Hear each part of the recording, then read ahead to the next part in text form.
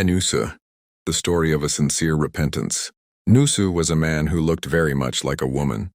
A soft voice, delicate body, gentle appearance, and no beard.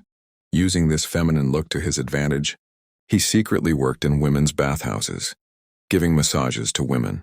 For him, this was both a source of income and a way to fulfill the desire hidden in his heart. Many times his conscience rebuked him, but every time he broke his repentance again. One day the king's daughter came to the bathhouse. After the massage, her precious diamond went missing. On the princess's orders, everyone was to be searched. Afraid of disgrace and humiliation, Nusuh hid in a corner. When he saw the maids searching for him, he began to cry and sincerely begged God for forgiveness. "Oh Allah, I promise that after today I will never commit this sin again. Please protect my honor." His prayer hadn't even finished when a voice came from outside. "Leave Nusuh. The diamond has been found." Tears filled Nusuh's eyes and peace filled his heart. He took permission from the princess and went home.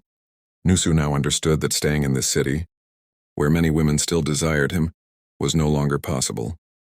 He distributed all his ill-earned wealth among the poor and left the city. Heading toward a deserted mountain, there he devoted himself to the worship of God. One day he saw a buffalo grazing. He thought it must belong to some shepherd, so he decided to take care of it until its owner returned. A few days later, a merchant caravan, lost and nearly dying of thirst, reached that place.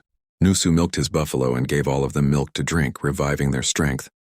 Impressed by his kindness and character, the merchants gifted him a large amount of wealth before leaving. With that money, Nusuh had a well dug. Slowly, people began to settle around the well. Houses were built and a small town formed. Because of his goodness, Nusuh became respected by everyone. News of Nusuh's virtue and righteousness reached the king. The king became eager to meet him, but Nusuh refused to come to the palace. This only increased the king's desire, so he decided to go himself. But as soon as the king entered Nusuh's town, his soul was taken.